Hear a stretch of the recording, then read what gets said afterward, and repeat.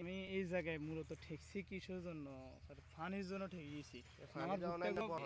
ভুট্টাগুলো গাছ থাকতে এরকম ভুট্টা চাষ করার জন্য সর্বপ্রথম আপনাকে শিওর করতে হইব যে পানির ব্যবস্থা।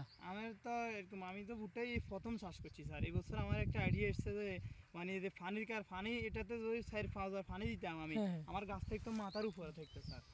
কেন আমি যখন প্রথম অবস্থা আসছি আপনার এখানে তো আমাদের 2-3টা ভিডিও চলে, প্রথম অবস্থা যখন আসছে আমি বলছি না যে পানির ব্যবস্থা আসেনি, আপনি তো বলছেন যে আছে।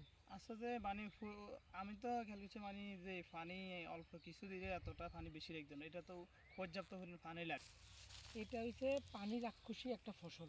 ভুট্টাকে পানি রাক্ষসী ফসল বলে, কেননা ভুট্টাকে আপনি যত পানি দিবেন এই ফসলে তত পানি টানবে। ঠিক আছে, বুঝছেন? মানে আপনি এইখানে পোকামাকড় যাই হোক, বলার নিয়ম তো ভুট্টার জন্য খুব মারাত্মক পোকা, এটা হইলে সমাধান করা যাবে, কিন্তু পানি না দিলে এটাতে ফসল হবে না। আপনি গাছ বড় হইলো মোচা দেখবেন যে এতটুক শেষ। আর পানি যত বেশি দিবেন তত মোচা এরকম মোটা হইব, আর এক একটা মোচা এক হাত বড় মোটা হইব। সুতরাং পানির তো বিকল্প নাই। গাছ তো মোটামুটি ঠিক আছে, তবে দেখছেন একটা ছোট একটা বড়, পানির কারণে হচ্ছে স্যার। পানির কারণে বলতে পানির এটা ওই রাস্তার উপর থেকে পানি আনা যায় না, মানে এতটা মানে যে পরিমাণ আনতে গেলে সে মানে পানি অল্প স্বল্প পানি লাগবে, 1-2 বার পানি দিলে হয়ে যাবে। এটা তো প্রায় 3 থেকে 4 বার পানি দেওয়ার উচিত ছিল। 4 বার তো দেওয়া লাগবেই। 4 বার দেওয়া লাগবেই, কমপক্ষে 3 বার হইলেও হয়।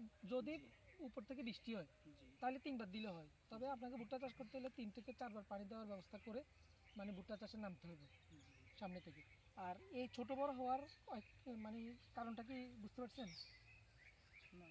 ছোট বড় হওয়ার কারণ হচ্ছে আমরা ধান জ্বালা তৈরি করি না ধান চাষের সময়, জ্বালার মধ্যে আমাদের নিয়ম কি 30 দিনের ভিতরে জ্বালা রোপণ করে ফেলতে হবে। ঠিক ভুট্টা তো সেরকম, ভুট্টা আপনার ধাপে ধাপে প্রথম স্টেজে কি পরিমাণ সার খাবে সেটা সার খাওয়াইতে হবে। সার দেওয়ার পরে সাথে সাথে পানি দিতে হইব, কী পরিমাণ পানি দিবেন এটা নিয়ম মাফিক আগে হইব। এখন আপনি এই আমি প্রথম যখন আসছি তখন আমি আপনাকে বলছিলাম, মনে আছে কি না, যে আপনি এখনই এটা সেচ দেন, নিড়ানি দেন, এই আগাছা পরিষ্কার করে পানি দেন, সার দেন, বলছি না? ওই সময়টা আপনি লেট করে ফেলছেন, যার কারণে অনেক গাছ এখানে বয়স্ক হয়ে বসে বেটে একটু করতেছে না। আর যেগুলা বড় হয়েছে সেগুলো ঠিকমতো খাদ্য গ্রহণ করতে পারছে, যার কারণে এটা ছোট বড় হয়ে গেছে। এখন এতে করে কী হইব? এতে করে আপনার ফলনের তারতম্য ঘটবো, ফলনের ক্ষতির সম্মুখীন হবে।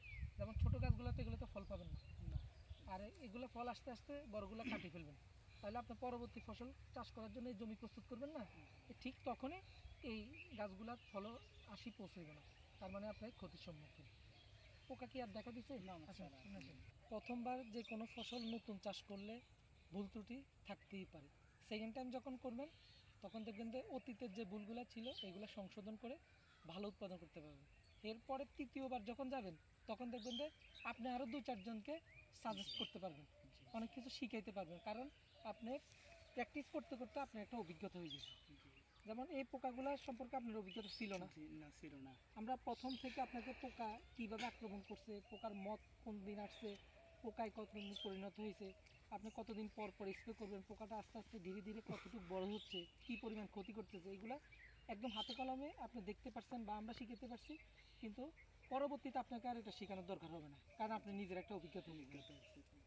তো ঠিক আছে, আমরা পরবর্তীতে মোচা একটু বড় হোক তখন আরেকটা ভিডিও করবো। আচ্ছা, ঠিক আছে।